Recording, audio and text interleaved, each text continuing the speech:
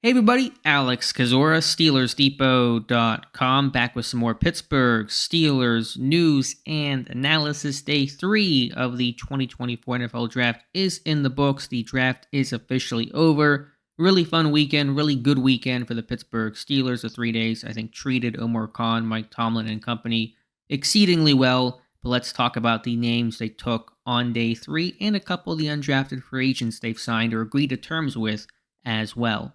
Before we start, if you guys could like this video, subscribe to the channel, and check out the site SteelersDepot.com. Would really appreciate that amazing support this weekend. Our crew did a fantastic job. Really proud of them, and so you should go on the site and just drop them a note on Twitter, wherever. Just say thank you to our Depot crew. But let's get into the picks here. 3 made Mason McCormick, the guard from South Dakota State, Logan Lee, the defensive lineman from Iowa, and Ryan Watts, the corner, safety, defensive back, kind of a hybrid type out of Texas. So McCormick in the 4th round, the 3rd offensive lineman that Pittsburgh drafted after taking Troy Fautanu, and Zach Frazier in the 2nd round. Kind of felt a little over the top maybe, but from a value standpoint and from an identity standpoint, you really can't be too upset with McCormick, a guy that brings size. He's 6'3", plus well over 300 pounds with almost 34-inch arms. He's a good athlete overall. His RES number is, very, very high. His vert was good. He showed explosion. And as experienced as they come, 70 career games he played in at South Dakota State, over 50 starts, most of that coming at left guard. So that's a guy that I think has a really good blend of that experience, the size, and the athleticism. And, Pittsburgh obviously drafted a tackle with Fautanu. They drafted a center with Zach Frazier. He's played some guard, but he's going to be a center, obviously. You can still address guard there. There is still maybe something to think about. What Nate Herbig's, I think, a free agent after this season. I think he signed a 2-year deal. Of course, James Daniels a free agent after this season.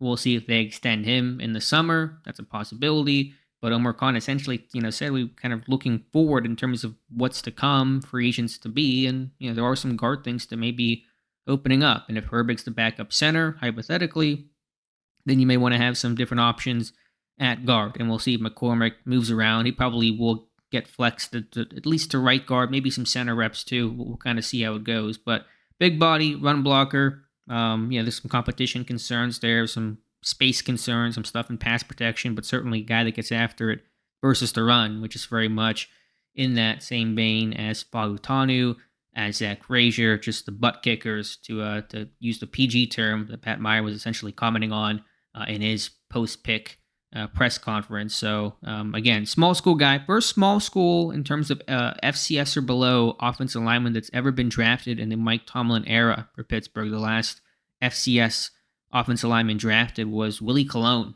in 2006. And if this guy can be Willie Colon, we'll be very happy for it. 6th round taking Logan Lee out of Iowa. He was brought in, like McCormick, I should mention, for a pre-draft visit. Very, very much a pre-draft visit, 30 list kind of draft for Pittsburgh. The majority of their picks, besides Roman Wilson and Ryan Watts, had come in for visits. And again, Lee was one of them. A little, at least in terms of the body type, Loudermilk-like in the sense of he's tall, he's got a frame to add weight, he's 6'5", 281 was what he weighed in at the combine. Maybe he plays heavier than that. I know Loudermilk, when he came out of Wisconsin, was very awkwardly 274, dropping weight. Sometimes guys will drop weight for testing to get faster. Lee, I think, is a better athlete, though, than Loudermilk, and better in space, better movement skills, better pass rusher. And he can certainly, I think, bulk up a little bit and add some weight. But there's a length issue, like Loudermilk, with shorter arms relative to your height. Lee goes 6'5" with 32.25-inch arms. And I think, you typically would hope and prefer 33 plus, but Pittsburgh has been making more exceptions. Loudermilk being one. He's under 33. They signed Dean Lowry. He's got 31-something-inch arms. Now he's a veteran that's proven he can play at the NFL level, so there's not much of a projection there. But point is, I talked about a while back that I think Pittsburgh might be, sacrificing their model of, not necessarily in a bad way, just recognizing sometimes you have to make some choices. They want guys that are still tall and big and have the overall look in terms of height, weight, 6'5", 300 plus pounds, or at least capable of adding that weight. I think Lee can. But length may be less of a thing as you one gap more and just it's harder to find those types of guys. So high effort guy, consistent, 3 sacks each of the last 3 seasons at Iowa. He'll run out of the ball. He'll try to get his hands up in passing lanes, bat down passes. I got to do a bit more film work on him personally. I didn't write the scouting report; somebody else did for Steelers Depot. But a guy that I think can play up and down the line. Carl Dunbar talked about. They think he's versatile and can rotate. And so we'll see what he adds. But trying to add depth, obviously, get a little bit younger as well. And really, I think, hopefully create some really good competition between Lowry and Loudermilk and DeMarvin Leal. Last chance for DeMarvin Leal to prove himself. You add Lee into that mix and hopefully get some answers behind Hayward and Ogunjobi. And then to close things out, Watts from Texas. He's mostly played cornerback. There was some consideration in the pre-draft process about him going to safety. I think he might have worked some safety at the Shrine Bowl. I'll have to go back and check some of the notes on that. He played safety at some point earlier in his career, and he talked about his versatility. But he is listed and primarily did play corner. And in our What the Steelers Look For studies, there was only one cornerback who checked every single box of what the team looks for, and it was Ryan Watts. So interesting to see that kind of come full circle. He's big, he's long in terms of what Pittsburgh looks for in a corner. He's got 34.5-inch arms. That's Porter type length, which you just don't see often, but he's a bigger built guy than Porter is. Porter was lighter and lankier. He's a good athlete overall. The special teams value with him, and he has moved around some. So there's some value, I think, in getting a day 3 guy that's athletic, that can help on special teams and wear different hats. A little Corey Trice-like. Trice, not the body type was probably a bit different, but Trice was originally playing safety at Purdue and then moved down to corner. Probably some slot, over tight end type stuff you can do with Trice. Hopefully, with him being healthy this year. And so it's kind of that similar, I think, mindset. But Watts does not have, to my knowledge, the medical issues that, Corey Trice had coming out and dealt with missing his rookie season. Want to note just quickly on the 5 UDFAs that Pittsburgh has agreed to terms with. I'll put up their names on screen right now. Don't know everything about all these guys here, but I do know a little bit on some of them. Beanie Bishop from West Virginia, I think, is a really notable name here. He was a second-team AP All-American last year for the Mountaineers, 4 interceptions. He tested well. I think he ran 4.39 at his pro day.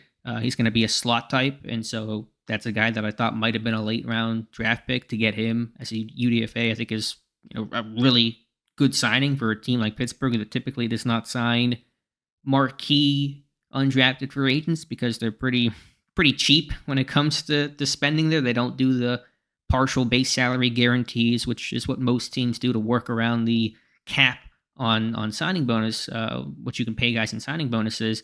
They just kind of offer pretty minimal signing bonuses of maximum $25,000 to usually their top guy.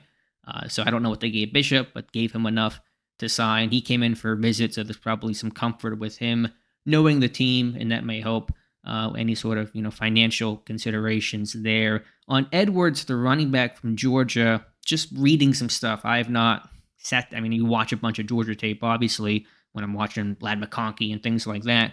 Maurice Mims, but the book on Edwards is that he's a pass protector, good third down back. Obviously he had decent numbers at Georgia. He 13 touchdowns, almost 900 yards. He didn't run well at his pro day. He ran 4.71 at 210 pounds or so. He's a little shorter, a little stockier type. So that's a concern, a big reason why he did not get drafted. But some people really like his patience, his vision, his pass protection. So I'm going to do the report on him for the site next couple of days, and so I'm excited to see what DeJuan Edwards is able to bring Pittsburgh.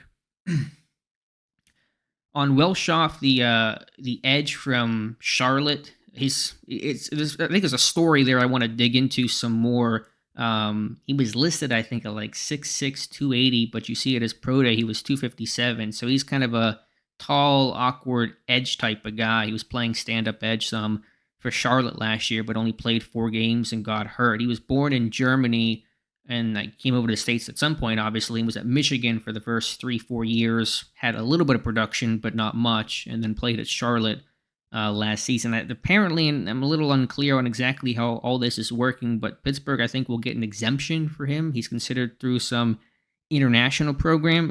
I don't think it's the international uh, pathway program, the IPP, that guys like Travis Clayton are coming through. So I don't know exactly what the characterization of this is, but he can go to the practice squad essentially, and I don't think count against your practice squad spot. So if he doesn't, then that's true, and it seems to be the case. Then they can just kind of hold on to him as a free spot, like they had with Christian Scotland Williamson a couple years back, the tight end that was part of their international program, and just kind of see what he can do to develop a couple of Charlotte guys along that front seven, Ogunjobi and Highsmith. So that probably helped Welshoff to convince to sign with the Steelers. He ran 4.82 at his pro days. Three-cone time was 7.01 for a taller, lankier guy. Any edge guy that's right around 7 seconds or below is typically what you're looking for. For that guy to be at 7.01, I think is pretty intriguing.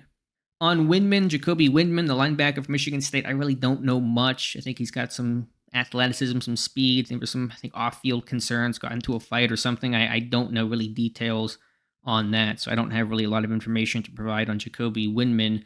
I do have a lot of information on John Rice Plumlee, the quarterback from Central Florida, and my first thought when they signed him was, okay, is he a quarterback or going to convert to wide receiver? He came to Ole Miss, he was a big recruit as quarterback, played there for a year, didn't go great, got benched, and they turned him into a wide receiver. He played receiver for the end of 2020, I think right before their bowl game, and then for 2021, the entire season, played receiver and caught 25 passes for, I think, 280 yards, just relatively meager production, but something. He was out there, certainly playing wide receiver. He transfers to Central Florida ahead of the 2022 season, goes back to quarterback, and has played quarterback the last 2 years for them.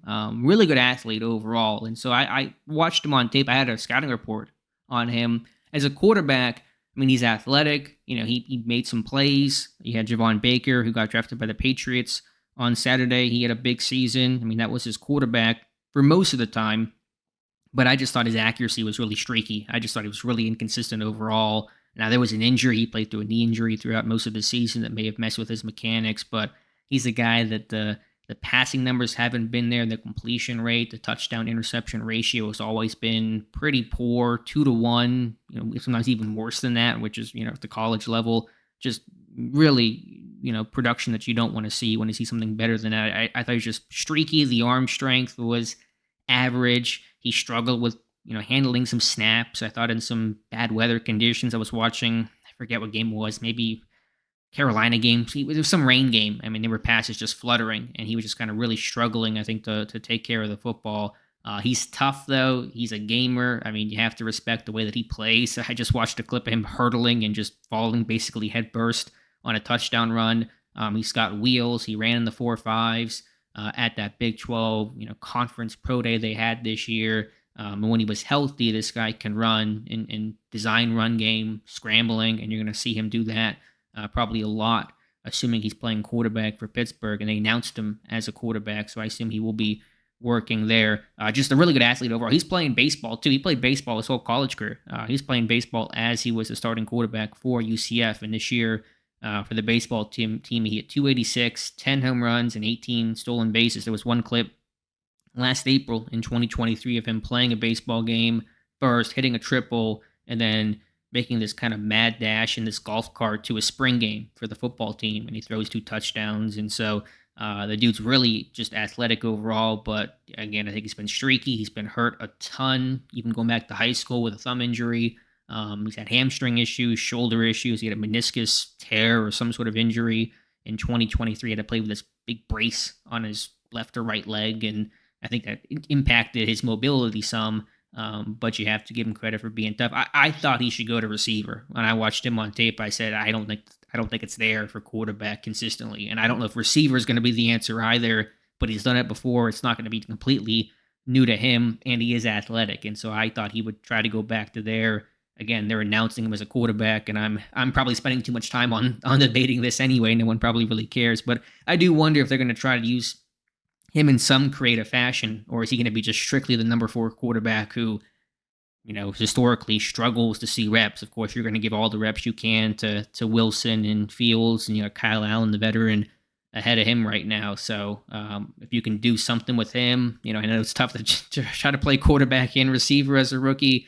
Maybe he does something on special teams. I don't know, but I would get creative with him because there's athleticism there. But I thought as a quarterback, just from the pocket, it just really was inconsistent. The accuracy was streaky. There were just some terrible misses.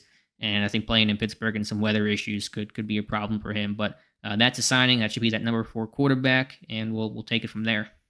Overall, a really good draft by Omar Khan. I mean, to get Fautanu, to get Frazier, you're taking some medical risks here on guys like Peyton Wilson, but I think it's worth it when you're talking, later in the 3rd round there at a position that isn't a need where you're counting on that guy to be healthy and, be the anchor for your defense. You're not doing that with Peyton Wilson. Still, I think the biggest concern, who's going to play slot corner for you right now? I think you're going to go sign a veteran somewhere. Patrick Peterson. There was a report from Jerry Dulac that Omar Khan, Mike Tomlin met with Cam Sutton last week. We'll see where that goes. I'm not even going to touch that right now. He's no longer, I think, facing felony charges. He's down to a misdemeanor, but there's still a lot to wade through on Cam Sutton's front, I think, legally and obviously with his professional career. But they're going to go sign a veteran cornerback, I think, to play slot. Peterson, Sullivan, Sutton, somebody like that. I think the big thing I want to point to is outside receiver. Can they go find somebody? Can you go trade for Cortland Sutton? It's not maybe the ideal name. It's not Brandon Ayuk, but Roman Wilson's a slot guy primarily on the outside at 5'10", $185.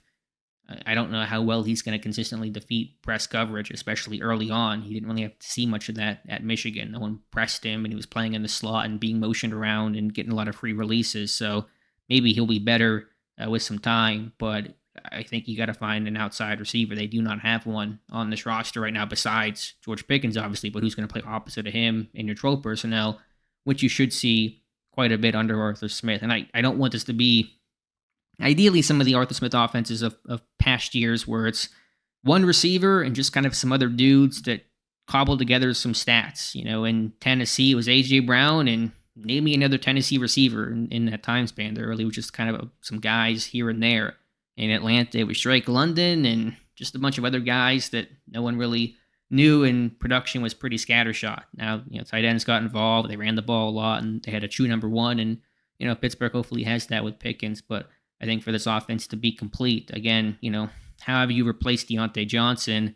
I know Wilson's there, but if he's more of that slot guy, he can play on the outside, but he's been a slot guy the last 2 years. I don't know really who's that true X receiver for this team right now.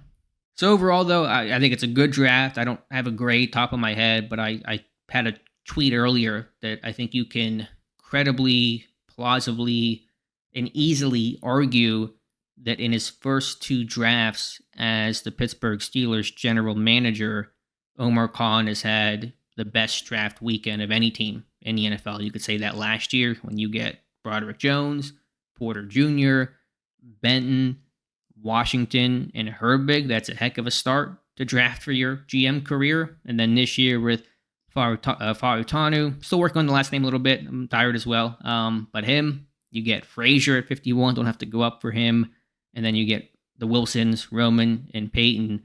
That's a really strong 4 overall. So really happy with the class. Again, some things you weren't going to get everything that you needed to, quote unquote, because of the lack of draft capital and not trading down. But I don't begrudge the team for not trading down. I think the guys that fell to them, you weren't going to trade down from Fautanu. You weren't going to trade down from Frazier or Wilson in terms of Roman. So, point is, it's a good draft, and I'm happy with how things have turned out. So let me know your thoughts in the comments below. Give me your draft grade or whatever your analysis is. Again, if you guys could like this video, subscribe to the channel, check out the site, SteelersDepot.com. Really would appreciate that. Again, thank you for all the support and coverage and readership of the site and listening to these videos. We'll have some more tape breakdowns, analysis of the picks throughout the next week or so. I'm going to go get some sleep here in a little bit, so thank you guys so much for listening, and we'll talk to you soon.